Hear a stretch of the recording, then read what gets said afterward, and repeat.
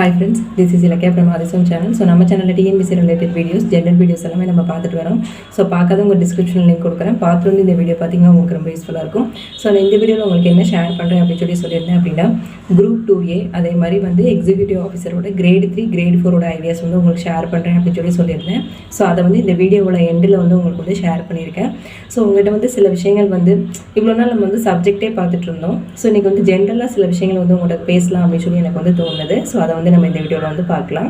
So இப்போ வந்து என்ன அப்படின்னா நம்ம இந்த சேனல் ஸ்டார்ட் பண்ணதுலேருந்து நிறைய ஆஸ்பிரன்ஸ், அதாவது ஹவுஸ் ஒய்ஃப் ஆஸ்பிரன்ஸ், அதே மாதிரி அன்மேரிடு மேரிடு கேட்டகரியில் இருக்கவங்க, அதே மாதிரி ஒர்க் பண்ணிட்டு படிக்கக்கூடியவங்க நிறைய பேர் வந்து என்கிட்ட வந்து காண்டாக்ட் பண்ணி நிறைய விஷயங்கள் வந்து கேட்டாங்க. ஸோ அவங்களுக்கு வந்து ஒரு மோட்டிவேட்டடான ஒரு விஷயம் வந்து நான் கொடுக்கணும். ஸோ அதுக்காக தான் இந்த வீடியோவில் வந்து அந்த விஷயங்கள் வந்து கொஞ்சம் உங்கள்கிட்ட வந்து ஷேர் பண்ணலாம் அப்படின்னு சொல்லி எனக்கு வந்து தோணுது.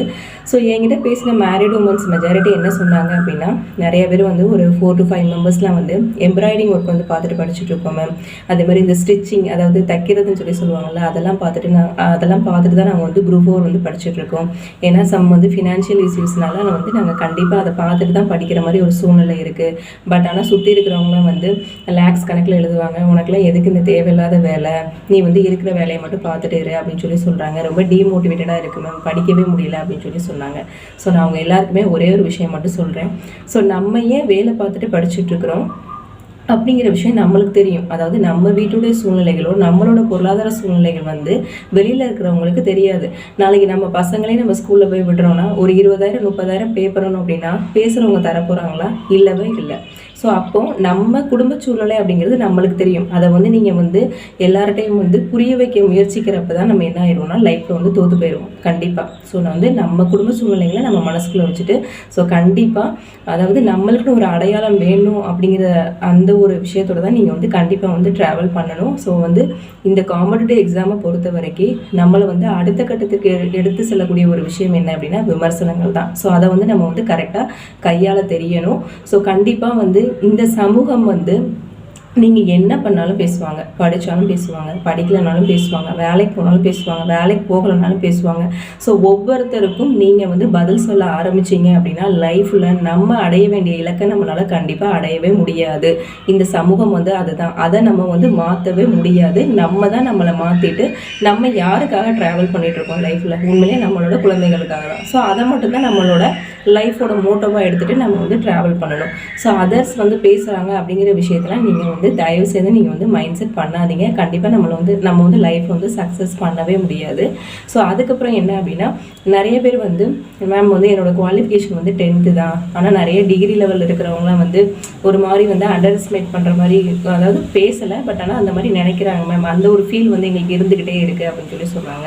ஸோ டிஎன்பிசியை பொறுத்த வரைக்கும் டிஎன்பிசி எழுதுறதுக்கு நீங்கள் வந்து பிஹெச்டி முடிச்சிருக்கணும், எம்இ முடிச்சிருக்கணும் அப்படிங்கிற விஷயம்லாம் கிடையவே கிடையாது. அதாவது உங்கள்கிட்ட வந்து முயற்சி இருந்தது அப்படின்னா நீங்கள் கண்டிப்பாக வந்து சக்ஸஸ் பண்ண முடியும். ஸோ உங்களோட நாலேஜ் அப்படிங்கிறது உங்களோட உங்களோட ஃபேஷியல் அப்பியரன்ஸ் கிடையாது, நீங்கள் பண்ணக்கூடிய முயற்சியில் தான் இருக்குது. அதாவது நீங்கள் வந்து உங்களை வந்து நீங்கள் வந்து அண்டர் எஸ்டிமேட் பண்ணிக்கவே கூடாது. உங்களால் கண்டிப்பாக முடியும். இன்றைக்கி 10th மட்டும் முடிச்சுட்டு நீங்கள் நிறைய பேர் எக்ஸாம் கிளியர் பண்ணலையா? எத்தனையோ பேர் வந்து விஏஓ போஸ்ட்டில் வந்து இருக்க தான் செய்கிறாங்க. ஸோ அப்போ வந்து நம்மளுடைய குறைபாடு அப்படிங்கிறது நம்மளுடைய மனதில் தான் இருக்குது. ஸோ அந்த நெகட்டிவிட்டியை ஃபஸ்ட்டு நீங்கள் என்ன பண்ணணும் அப்படின்னா முதல்ல வந்து தூக்கி போடணும். ஸோ அப்படின்னா தான் நம்ம என்ன பண்ண முடியும் அப்படின்னா சக்ஸஸ் பண்ண முடியும் இந்த ஃபீல்டில் வந்து. ஸோ அதுக்கப்புறம் என்ன அப்படின்னா தேர்டு கேட்டகரி வந்து யார் அப்படின்னா கொஞ்சம் வந்து 35+ 40 ஏஜ் இருக்கிறவங்களாம் வந்து கொஞ்சம் எங்களுக்கு ஏஜ் கொஞ்சம் எக்ஸிடாக இருக்குது மேம், ஸோ எப்படி பண்ண முடியும் அப்படின்னு சொல்லி நீங்கள் வந்து கேட்டிங்க. எங்களுக்கு வந்து சில விஷயங்கள் வந்து படிக்கிறது வந்து ஞாபகம் வச்சுக்கிறது கஷ்டமாக இருக்குது அப்படிங்கிற மாதிரி நீங்கள் சொன்னீங்க. ஸோ அது எல்லாமே நம்மளுடைய மனசோட குறைபாடு தான், அப்படிலாம் கிடையவே கிடையாது. ஏஜ் வந்து நம்மளுக்கு வந்து ஒரு நம்பர் தான். ஸோ நம்மளோட முயற்சி தான் நம்மளுக்கு வந்து ரொம்ப முக்கியம். ஸோ டிஎன்பிசியை பொறுத்த வரைக்கும் ஜென்ரலாக எல்லாருக்கும் எப்படி அப்படின்னா நிறைய பேருக்கு வந்து சக்ஸஸ் பண்ணணும் அப்படிங்கிற ஒரு விஷயம் வந்து இருக்கும். ஆனால் நம்ம என்னென்னா 100% இறங்கி அதுக்கான விஷயங்களை வந்து கற்றுக்காமல் இருக்கிறனால தான் நம்ம வந்து போஸ்டிங் போகாமல் கண்டிப்பாக இருக்கும். ஸோ அந்த விஷயங்கள் வந்து இருக்கக்கூடாது. கூடுமான வரைக்கும் நம்மளோட முயற்சியை வந்து நம்ம வந்து கொடுக்க பார்க்கணும். ஸோ அதுக்கப்புறம் என்ன அப்படின்னா 4th கேட்டகரி வந்து என்ன அப்படின்னா, அன்மேரிடாக இருக்கிறவங்க வந்து ரொம்ப ஸ்பீடாக இது முடிச்சிட்டோம் மேம், அதுக்கடுத்து என்ன பண்ணணும், அதுக்கப்புறம் என்ன பண்ணணும். ஸோ நீங்கள் கேட்குற விஷயம் வந்து ரொம்ப ஹெல்த்தியான விஷயம் தான். பட் ஆனால் பப்ளிக் சர்வீஸை பொறுத்த வரைக்கும் நம்மளுக்கு என்ன அப்படின்னா, விவேகமும் முக்கியம், நிதானமும் நம்மளுக்கு வந்து ரொம்ப முக்கியம். ஸோ வந்து என்ன அப்படின்னா, நம்ம ரொம்ப அவசரப்பட்டோம் அப்படின்னா நிறைய விஷயங்கள், நிறைய கொஷின்ஸ் வந்து நம்மளே அறியாமல் நம்ம வந்து என்ன பண்ணுவோம் அப்படின்னா மிஸ்டேக்ஸ் பண்ணுவோம். So slow and steady wins the race. So ரொம்ப ஸ்லோவாக தான் நம்ம என்ன பண்ணணும் அப்படின்னா, நம்மளோட ஒவ்வொரு மூமெண்ட்டையும் நம்ம வந்து கொண்டு போகணும். ஸோ அப்படின்னா தான் எக்ஸாமில் நம்மளோட ஒவ்வொரு கொஷின்ஸையும் நம்ம என்ன பண்ண முடியும் அப்படின்னா தெளிவாக நம்ம வந்து ஆன்சர்ஸ் பண்ண முடியும். ஸோ அதனால் அவசரப்படக்கூடாது. சிலபஸில் ஃபஸ்ட்டு நல்ல கிளாரிட்டி இருக்கணும். அதுக்கப்புறம் அதர்ஸ் பேசுகிறாங்களே அப்படிங்கிற விஷயத்தில் நீங்கள் வந்து யோசிக்கவே கூடாது. இன்க்ளூட் நான் வந்து 2 இயர்ஸாக வந்து இந்த டிஎன்பிசி ஃபீல் பண்ணிகிட்ருக்கிறேன் அப்படிங்கிறத நான் உங்கள்கிட்ட ஷேர் பண்ணேன். ஸோ நான் 2 இயர்ஸ்க்கு அப்புறமே நான் என்ன பண்ணேன் அப்படின்னா டிசைட் பண்ணேன். ஸோ வந்து நம்மளுக்கு ஸ்டடீஸ் ஓகே, பட் ஆனால் இனிமேல் நம்ம வந்து ஏதாவது ஒரு விஷயம் பண்ணிட்டு தான் இந்த பப்ளிக் சர்வீஸ் பண்ணணும்னு நினச்சேன். ஸோ அதனால தான் நான் ஆல்ரெடி சொல்லியிருப்பேன் என்னோட வீடியோவில், நான் டியூஷன் சென்டர் தான் பண்ணிட்டு இருந்தேன். ஸோ 6th to 12th நான் இப்போ வரைக்கும் பண்ணிட்டு இருக்கேன். இப்போ கோவிட் இஷ்யூனால வந்து நான் ஹையர் கிளாஸ் பசங்களுக்கு மட்டும் நான் மேக்ஸ் கிளாஸ் வந்து எடுத்துகிட்டு தான் இருக்கிறேன். ஸோ நான் இந்த விஷயத்தை நான் எனக்கு முதல்ல வந்து என்னமே வேண்டாம் தான் சொன்னாங்க. நீ வந்து ஃபுல் மைண்டாக உட்காந்து படி, 2 to 3 கொஷின்ஸில் தான் நான் விட்டுட்டு வரேன்னு சொல்லி சொன்னாங்க. பட் ஆனால் என்னோட மைண்டுக்கு வந்து தோணுது, கண்டிப்பாக நம்ம ஏதாவது பண்ணிட்டு தான் கண்டிப்பாக இந்த பப்ளிக் சர்வீஸ் வந்து ட்ராவல் பண்ணணும் அப்படின்னு நினச்சேன். ஸோ வந்து அதனால தான் வந்து இந்த டியூஷன் சென்டர் அப்படிங்கிற விஷயத்தையும் நான் வந்து ஃபோக்கஸ் பண்ணேன். இது வந்து நான் என்னோட பெருமையாக பேசணும் அப்படிங்கிற விஷயத்துக்காகலாம் சொல்லலை. நம்ம லைஃபுக்கு என்ன வேணுங்கிற விஷயத்தை நம்ம தான் வந்து டிசைட் பண்ணணும். ஸோ அதுக்கு வந்து கிரிட்டிசம் வரதான் செய்யும், என்ன பண்ணாலும் பேச தான் செய்வாங்க. பட் ஆனால் அதெல்லாம் நம்ம வந்து ரொம்ப வந்து ஃபோக்கஸ் பண்ணக்கூடாது. ஸோ என்னோட ஹையர் கிளாஸ் பசங்கள் 2 பசங்க இருக்கிறாங்க. உண்மையிலே வந்து 10th என்னை ஃபாலோ பண்ணி போத் இயர் முடிச்சு ஆட்டோமேஷன் கோர்ஸ் வந்து கம்ப்ளீட் பண்ணி இன்னைக்கு டிஎன்பிசியில் வந்து ஒரு 9th சிலபஸ் வரைக்கும் அவங்க வந்து தெளிவாக முடிச்சிருப்பாங்க. நான் டெய்லி வந்து ஈவினிங் டைம் வந்து நான் அந்த பசங்களோட தான் நான் வந்து ஸ்பெண்ட் பண்ணுவேன் வந்து. ஏன்னா எந்த ஒரு ஹியூமன் பீயிங்னாலையும் வீட்டுக்குள்ளேயே உட்காந்துட்டு எந்நேரமும் புக்கை பார்த்துட்டுலாம் உட்காந்துலாம் படிச்சுட்டு இருக்க முடியாது. நான் ஈவினிங் 5 to 5:30 நான் கிளம்பி போயிடுவேன். ஸோ அந்த பசங்களுக்கு நான் டெய்லி படிக்கிறதான் ஃபுல்லாக நான் வந்து சொல்லிக் கொடுப்பேன். ஸோ அவங்க பேரண்ட்ஸுமே வந்து அவனை வந்து 10th 12th முடித்தோடனே அப்படியே நீங்களே வந்து கெயிட் பண்ணிக்கோங்க மேம் அப்படின்னு சொல்லி சொன்னாங்க. ஸோ அந்த பசங்களுக்கு ரொம்ப இன்ட்ரெஸ்ட் பப்ளிக் சர்வீஸ் போகணும் அப்படிங்கிறது. அப்போ அவங்க ஏஜுக்கு அது எவ்வளோ பெரிய விஷயம். உண்மையிலே நம்ம வந்து டிகிரி ஹோல்டர்ஸாக இருந்து நம்மளால் அச்சீவ் பண்ண முடியுமா அப்படின்னு யோசிக்கிற மத்தியில் ஸோ அந்த பசங்க கண்டிப்பாக நான் வந்து அவங்களோட பேரண்ட்ஸோட அனுமதி இல்லாமல் அவங்கள வந்து மீடியாவில் காமிக்க முடியாது. பட் ஆனால் நான் கண்டிப்பாக நான் காமிக்கிறேன். 2 பசங்களுமே ரொம்ப ஸ்ட்ரிக்டாக பண்ணுவாங்க. ஸோ அதனால் வந்து நீங்கள் வந்து ஏஜை வந்து ஒரு பெரிய கன்சிடரேஷனாக நீங்கள் வந்து நினைக்காம அதை வந்து ஒரு குறைபாடாக நீங்கள் வந்து நினைக்காதீங்க. உங்களோட முயற்சி தான் ரொம்ப முக்கியம். யார் என்ன சொன்னாலும் கேட்காதீங்க. யாரும் நம்மளோட லைஃபுக்கு வந்து கடைசி வரைக்கும் ஊன்றுகோலாக நிற்க போகிறதில்ல. ஸோ நம்ம லைஃபுக்கு நம்ம தான், நம்மளுடைய தேடல் வந்து நம்மகிட்ட இருக்கணும். தேடல் இருந்தால் மட்டும்தான் நம்ம வந்து லைஃப்பில் வந்து சக்ஸஸ் பண்ண முடியும். ஸோ எல்லாருமே நம்மளுக்கு வந்து ஒரு டூலாக தான் இருப்பாங்க லைஃப்பில். நீ அதை பண்ணி இதை பண்ண அப்படி பண்ணுன்னு சொல்லுவாங்க. பட் ஆனால் 100% நம்ம தான் இறங்கி என்ன பண்ணணும் அப்படின்னா இந்த டிஎன்பிசி ஃபீல்டில் வந்து நீங்கள் வந்து சக்ஸஸ் பண்ணணும். ஸோ அதுக்கப்புறம் நீங்கள் வந்து ஜென்ரலாக நீங்கள் சொன்னது வந்து 10th பாலிட்டியில் 2 லெசனோட எக்ஸ்ப்ளனேஷன் புரிஞ்சுது, அதுக்கப்புறம் மாநில அரசு கொடுங்க அப்படின்னு சொல்லி நீங்கள் வந்து சொன்னீங்க. சார் நான் உங்களுக்கு கொடுக்கக்கூடிய சிலபஸ் எல்லாமே உங்களை வந்து ஸ்மார்ட்டாக படிக்க வைக்கணும்.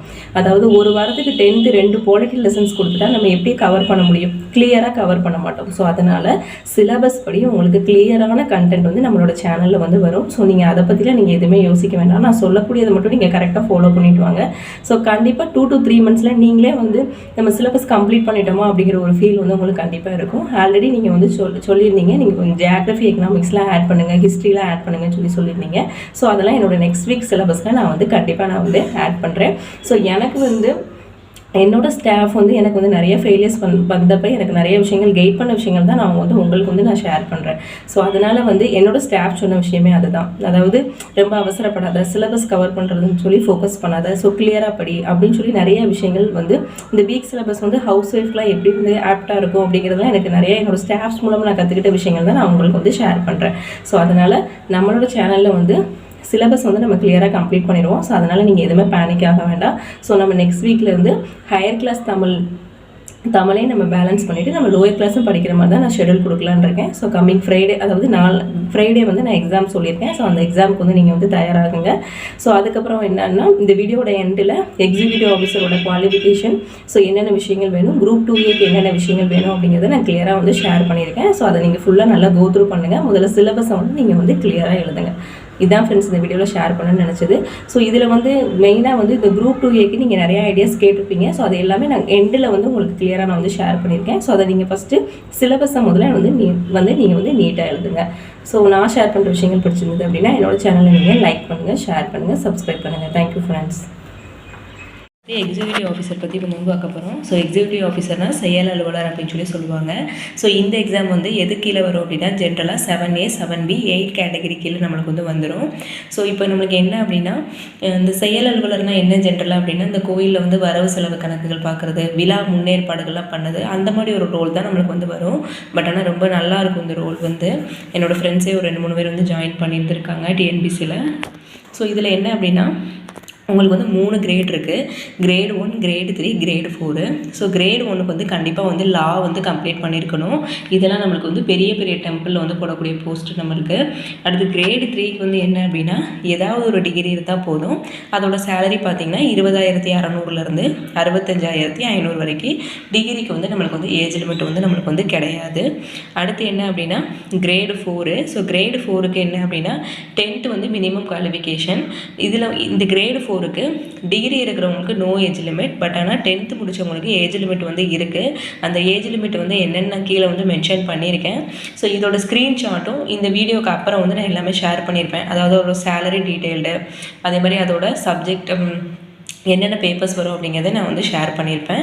ஸோ அது வந்து உங்களுக்கு டிஸ்கிரிப்ஷனில் இருக்கும், வேணும்னா நீங்கள் வந்து செக் பண்ணிக்கோங்க.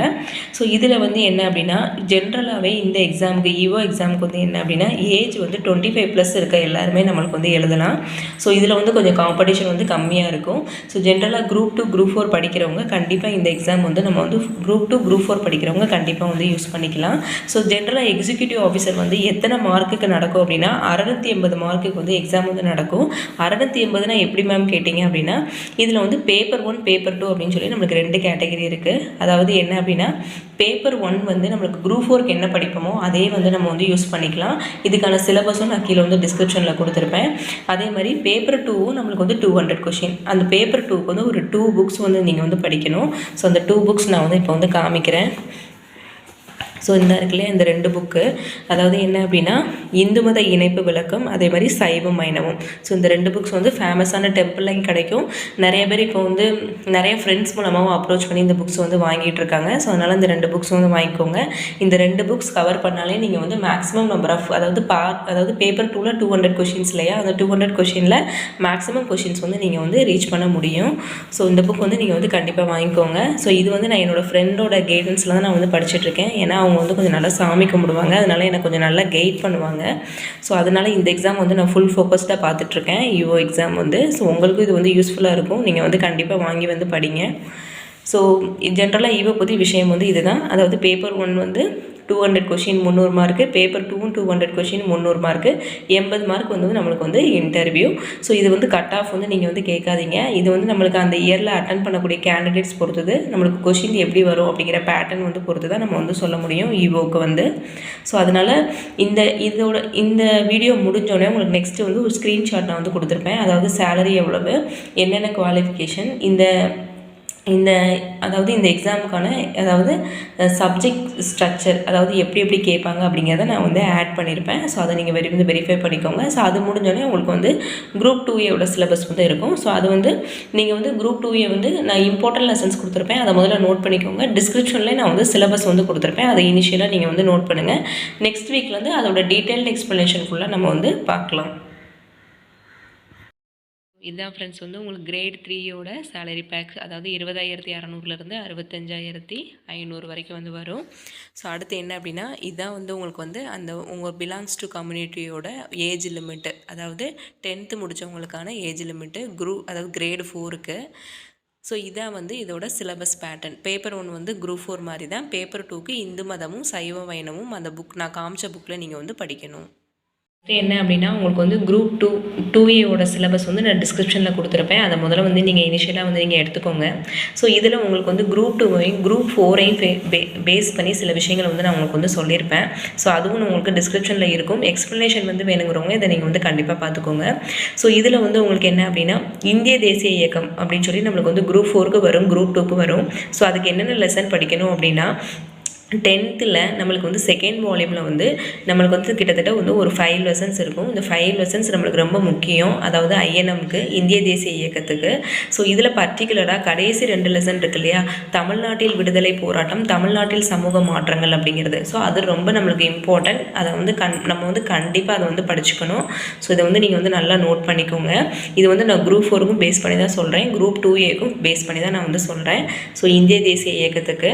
ஸோ இது வந்து என்னோடய ஸ்டாஃப் வந்து எனக்கு வந்து சொன்னது, கம்பல்சரியாக படிச்சுக்கணும், என்னென்ன லெசன்ஸ் படிக்கணும் அப்படின்னு சொல்லி சொன்ன லெசன்ஸ் தான் நான் வந்து உங்களுக்கு வந்து ஷேர் பண்ணுறேன். ஸோ இந்திய தேசிய இயக்கம் நோட் பண்ணிக்கோங்க. 10th வால்யூமில் வால்யூம் 2ல் ஹிஸ்ட்ரியில் இருக்கக்கூடிய 5 லெசன்ஸ் இது ரொம்ப இம்பார்ட்டன்ட். லாஸ்ட்டாக இருக்கக்கூடிய 2 லெசன் ரொம்ப இம்பார்ட்டண்ட். தமிழ்நாட்டில் விடுதலை போராட்டம், தமிழ்நாட்டில் சமூக மாற்றங்கள். ஸோ அதுக்கப்புறம் என்ன அப்படின்னா, அதை தான் நான் கீழே மென்ஷன் பண்ணியிருப்பேன், கடைசி 2 லெசன் சொல்லிவிட்டேன். ஸோ அதுக்கப்புறம் என்ன அப்படின்னா, 12th ஸ்டாண்டர்ட் ஹிஸ்ட்ரியில் நம்மளுக்கு குரூப் 2க்கு நம்மளுக்கு என்னென்ன எக்ஸாம் வந்து ரொம்ப இம்பார்ட்டன்ட் அப்படின்னு சொல்லி நான் சொல்லியிருப்பேன். ஸோ இந்த லெசன்ஸ் ஃபுல்லாக நீங்கள் வந்து நோட் பண்ணுங்கள் அப்படியே பார்த்து.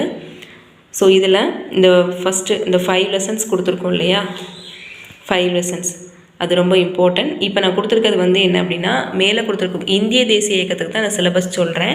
ஸோ 10th 5 லெசன்ஸ், அதே மாதிரி இந்த 12th இந்த 5 லெசன்ஸ், இந்த 10 லெசனும் நம்மளுக்கு இந்திய தேசிய இயக்கத்துக்கு ரொம்ப இம்பார்ட்டண்ட்டான லெசன்ஸ். ஸோ இந்த லெசன்ஸை வந்து நீங்கள் வந்து கிளியராக வந்து நீங்கள் வந்து நோட் பண்ணிக்கோங்க. ஸோ இது வந்து ஐஎன்எம், அதாவது இந்தியன் நேஷனல் மூமெண்ட்டுக்கு படிக்க வேண்டிய ஏரியாஸ். So 10 lesson. ஸோ கீழே நான் நோட் பண்ணியிருப்பேன். டோட்டல் 10 லெசன்ஸ் ஃபார் குரூப் 2 இந்திய தேசிய இயக்கம். இதை நீங்கள் குரூப் 4க்குமே நீங்கள் வந்து யூஸ் பண்ணிக்கலாம் கண்டிப்பாக.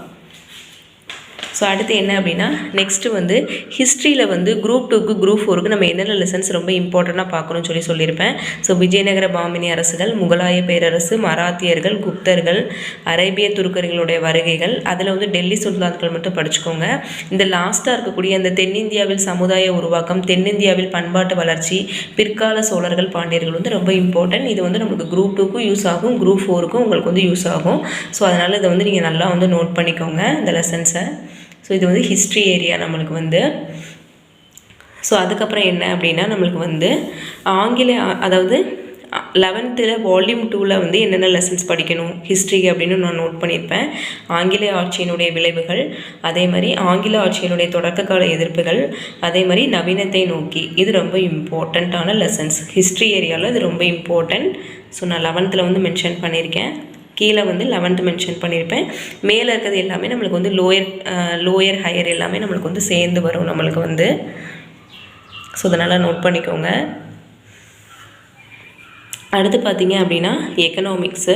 ஸோ எக்கனாமிக்ஸ் எனக்கு வரவே வராது, குரூப் 2க்கும் குரூப் 4க்கும் வராதுன்னு நினைக்கிறவங்க, நான் இந்த கொடுத்துருக்கக்கூடிய இந்த லெசன்ஸையாவது நீங்கள் வந்து நல்லா படிச்சுக்கோங்க. ஸோ 11th இந்திய பொருளாதாரம் சுதந்திரம் முன்னர் பின்னர், இந்தியாவின் மேம்பாடு அனுபவங்கள், அதே மாதிரி 11th ஊரக பொருளாதாரம், அதே மாதிரி 11th தமிழ்நாட்டு பொருளாதாரம். ஸோ அது ரொம்ப முக்கியம் உங்களுக்கு வந்து. இதில் தமிழ்நாட்டினுடைய பொருளாதாரம் அப்படிங்கிறது ரொம்ப இம்பார்ட்டன்ட் லெசனு. ஸோ எக்கனாமிக்ஸு இந்த லெசன் நீங்கள் வந்து ரொம்ப கிளியராக இருக்கணும், இந்த லெசன்ஸ் எல்லாமே. ஸோ அடுத்து என்ன அப்படின்னா ஜியாகிரஃபி. ஸோ ஜியாகிரஃபி வந்து எனக்கு வரவே வராதுன்னு நினைக்கிறவங்க, கம்பல்சரியாக குரூப் 2 படிக்கிறவங்க, குரூப் 4 படிக்கிறவங்க 10th வால்யூம் 1 சோசியல் சயின்ஸ் புக்கில் இருக்கக்கூடிய அந்த 5 ஜியாகிரஃபி லெசன்ஸ் படிச்சிட்டாலே உங்களுக்கு வந்து எல்லா லெசன்ஸுமே வந்து உங்களுக்கு வந்து கவர் ஆகிரும். ஸோ அந்த 5 லெசன் தான் வந்து நான் வந்து உங்களுக்கு இங்கே மென்ஷன் பண்ணியிருப்பேன். ஸோ அந்த 5 லெசனை வந்து நீங்கள் வந்து நல்லா நோட் பண்ணிக்கோங்க.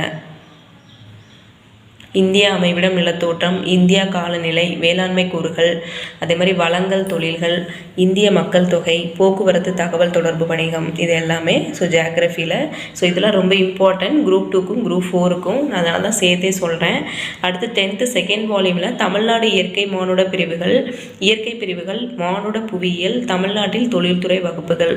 ஸோ இது ரொம்ப இம்பார்ட்டண்ட் உங்களுக்கு. ஜியாகிரஃபியில் இந்த ஏரியாஸ் வந்து ரொம்ப இம்பார்ட்டன்ட், அதை நோட் பண்ணிக்கணும்.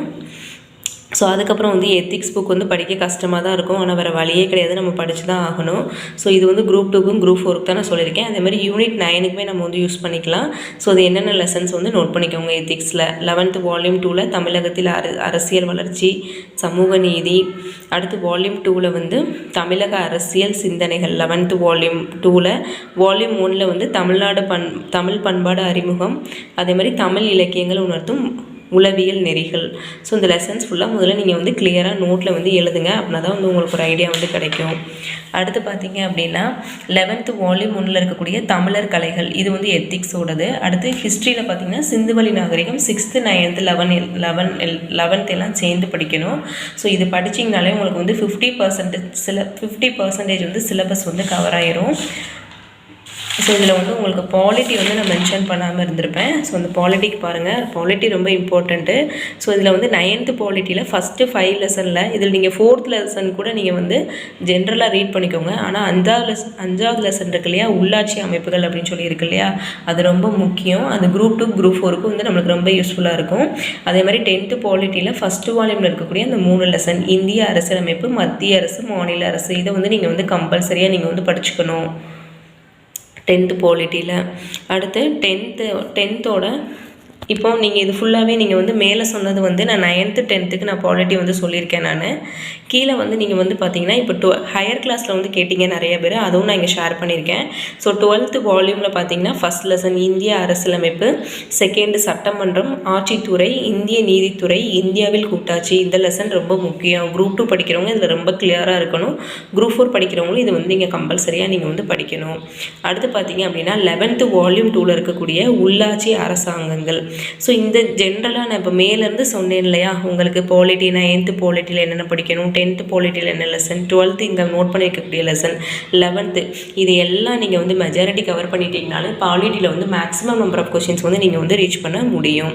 ஸோ அடுத்து என்னோட நெக்ஸ்ட் வீடியோவில் நெக்ஸ்ட் வீக் கொடுக்கக்கூடிய வீடியோவில் உங்களுக்கு மெயின்ஸுக்கான ஐடியா வந்து நான் வந்து ஷேர் பண்ணுறேன் ஃப்ரெண்ட்ஸ்.